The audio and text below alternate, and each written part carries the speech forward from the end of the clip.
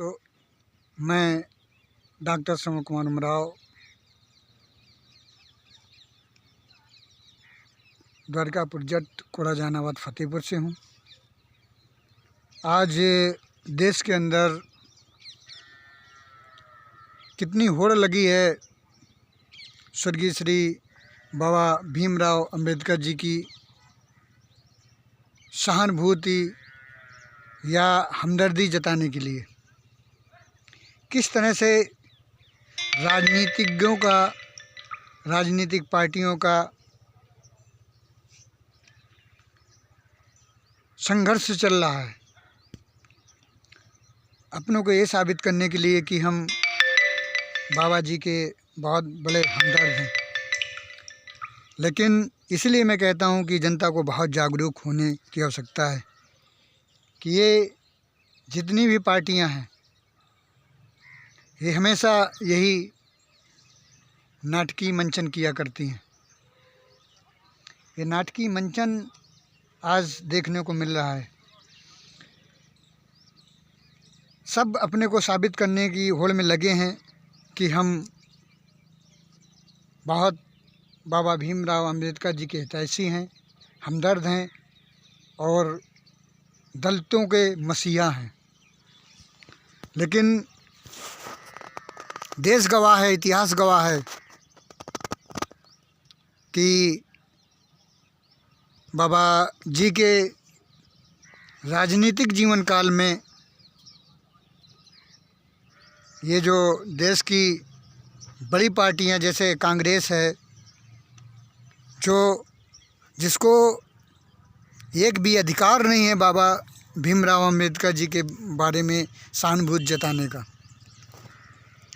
इन्होंने अपने जीवन काल में इतना सौतेला, इतना अव्यवहारिक और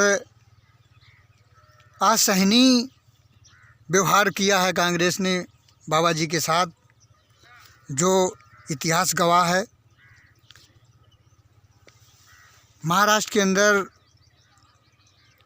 बाबा जी हार जाएं, इसके लिए एड़ी चोटी का जोर लगाकर अपने विधायकों को खड़ा कर कांग्रेस ने दो बार बाबा जी को हरवाया।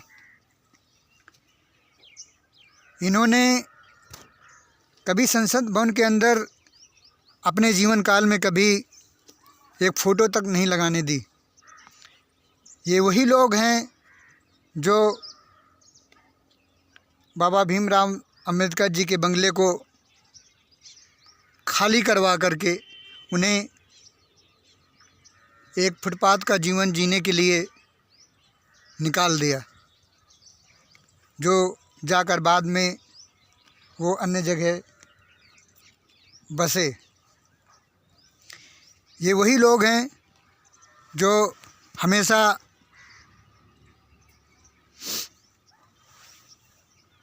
भीमराव जी के विचारों को न मानने की कोशिश की, उनका विरोध हमेशा संसद भवन के अंदर करते रहे और इन किन प्राकीर्णिन उनके विचारों का विरोध करते रहे।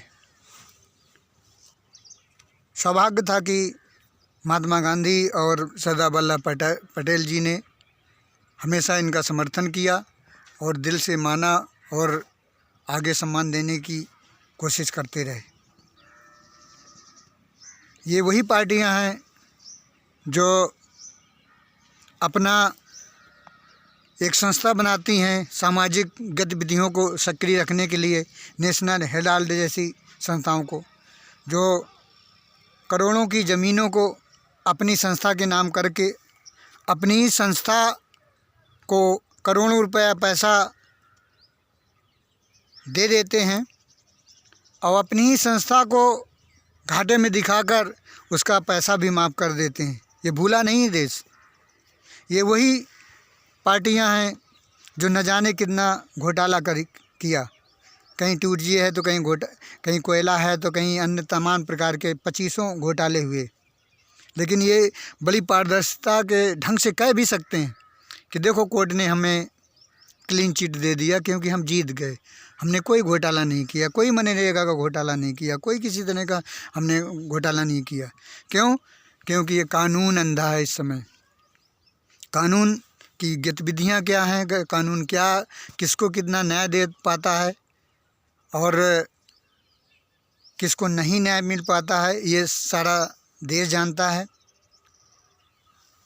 ये जो घोटालों की जो रिट दायर की जाती है, जो होती है, इसमें जो इनके विरोध में लड़ता है सरकारी वकील, तो ये तो क्लियर ही है कि सरकारी वकील कभी हरिश्चंद्र नहीं होता है, जो एक तरह वो करोड़ों रुपया न लेके और इनको जेलों की सलाखों में डाले।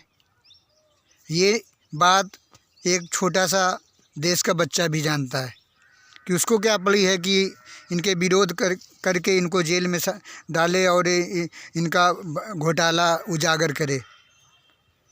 एक तरह जब उनको पैसा मिल रहा है, सरकारी वकीलों का क्या हाल है? कभी देखा है आपने कि कोई सरकारी वकील किसी संस्था को विजय दिलाई है?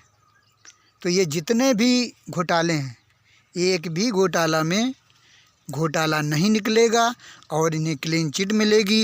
और ये दावे के साथ संसद भवन में, देश के अंदर हमेशा यही कहते रहेंगे, देखो मुझे क्लीन चिट कोर्ट के माध्यम से मिला है। यह हकीकत है। तो इन लोगों के बारे में जनता को जागना बहुत ज़रूरी है, क्योंकि इनकी मगरमच्छ के आंसू और इनके दिखावे के दांत सभी देशवासियों को मालूम है और मालूम करने की आवश्यकता भी है और इन्हें नज़दीक से पहचानने की आवश्यकता है। जब देश की जनता इन पार्टियों के को नज़दीक से पहचानेगी, तब मालूम पड़ेगा ये भ्रष्ट पार्टियां ये बैनर पर और तख्ती लेके निकलने लायक नहीं है। ये कोई मुंह से बात करने लायक नहीं है। ये जितने देश के अंदर अनैतिक कार्य हुए, जितने बड़े बड़े घोटाले हुए, जितना एक कर्ज में डूब गया हमारा देश, ये सब इनकी काली करतूतों का चिट्ठा है। ये वही सरकारें हैं जो अमेरिका के डॉलर को 85 रुपया और लमसम 85 रुपया, इसके कम ज़्यादा, या अन्य देशों की डॉलर को महंगा करके यहाँ की रुपये मुद्रा को इतना कमज़ोर कर दिया है। वही कारण हुआ है। ये लोग जिस देशों से पैसा लिया, वो उन देशों ने इनके यहाँ दबाव डाला और इनके शर्तें मनवाई कि आपका जो रुपया है इतने हमारे $1 से चलेगा, तब तो हम स्वीकार करते हैं, आपको कर्जा देंगे। तो इस तरह से ये जो पहले की आज़ादी के बाद की पार्टियां हैं, इन्होंने कर्जा लिया, कर्जा लेकर और अपनी मुद्रा को इतना नीचे गिरा दिया है कि इससे उभरना बड़ा मुश्किल है। और ये वही पार्टियां हैं, अनेक देशों से कर्जा लिया और कर्जा की भरपाई आज तक नहीं हो पाई।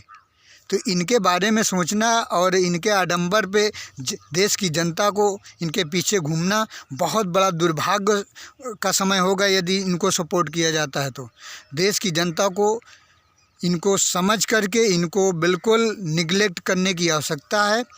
ये वो पाप के भागीदार हैं जिनको यहाँ पे विपक्ष में बैठने की भी आवश्यकता न होना चाहिए, क्योंकि ये ऐसे बीज बो दिया है, ऐसे कारनामे कर दिया है कि हिंदुत्व खतरे में ही नहीं, देश खतरे में पहुंचा दिया है। इतने कानून के अंदर दांव पेंच रख दिए गए हैं जिससे उभरना बहुत लंबा समय लगेगा। तो जागरूकता हमारी जनता की यही है कि इनको पहचानें और इनके आडंबर का विरोध करें। ये जो ही झंडा और तख्ती लेके निकलें, विरोध में लोगों को खड़ा हो जाना चाहिए। अब पार्टी यही है, अमेरिका की जैसी व्यवस्था है कि वो पार्टी गई तो ये आएगी, ये पार्टी गई तो वो आएगी। तो दो पार्टियां हैं अपने देश के अंदर, भाजपा गई तो कांग्रेस आएगी, कांग्रेस गई तो भाजपा आएगी। छोटी छोटी पार्टियों का उद्भव हुआ तो ये लोग अपने ही घोटाले, अपने ही परिवार को परवरिश करने में लग गए। कोई जात का जहर बोया तो कोई किसी ने बोया।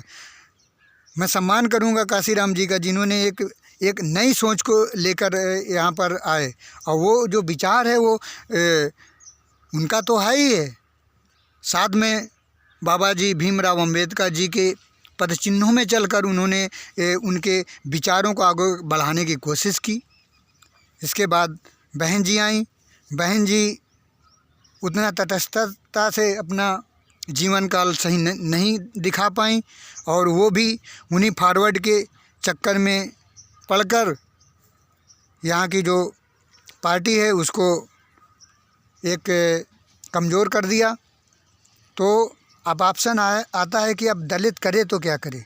दलित को ये समझना चाहिए, दलित ही नहीं, जो भी छोटी छोटी पार्टियां हैं या देश के अंदर जो भी लोग हैं और अलग अलग कैटेगरी वर्ग से आते हैं, उनको ये समझना चाहिए कि हम सब मिलकर एक अच्छी पार्टी का निर्माण करें या फिर ऐसे प्रत्याशी को आगे लाएं जो कि हमारे आने वाले बच्चों के भविष्य को उज्जवल बनाए, सजाए संवारे और हिंदुस्तान में फिर रामराज की जैसी परिकल्पना को साकार करे।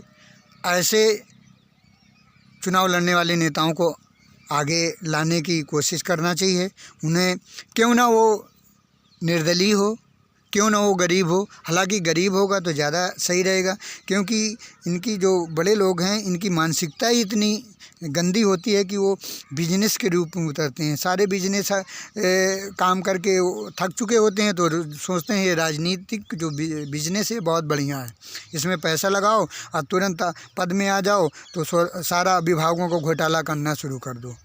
तो ये इतनी अव्यवस्था हिंदुस्तान के अंदर हो गई है कि इससे निजात पाना बड़ा दिक्कत है, क्योंकि बहुत कम लोग अच्छे लोग होते हैं जो कि अच्छा जीवन जीना चाहते हैं, अच्छे का सपोर्ट करना चाहते हैं।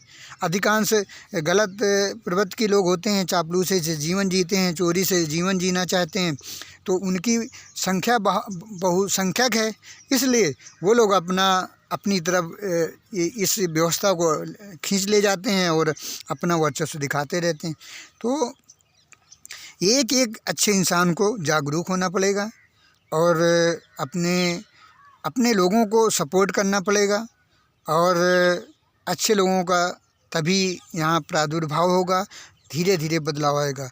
मेरा तो कहना है निर्दलियों को आप आगे बढ़ाइए, देखिए समाज के अंदर कौन अच्छा इंसान आ रहा है और वो हो सकता है किसी पार्टी में मिल जाए जो आप सोच रहे हो, वो बड़ी अच्छी बात है, किसी न किसी पार्टी में तो मिलेगा ही। लेकिन अगर उसके अंदर अच्छे विचार हैं तो वो किसी भी पार्टी में जाएगी, चाहे गंदी से गंदी भी पार्टी में जाएगा तो वो कहीं ना कहीं वो अपने विचारों को रखेगा और मांग करेगा और अच्छा जीवन जीने की प्रेरणा देगा। तो इस तरह से बदलाव की प्रक्रिया में हम आगे आ सकते हैं। और इन्हीं शब्दों के मैं साथ वाणी को विराम दूंगा। जय हिंद, जय जय हिंदुस्तान।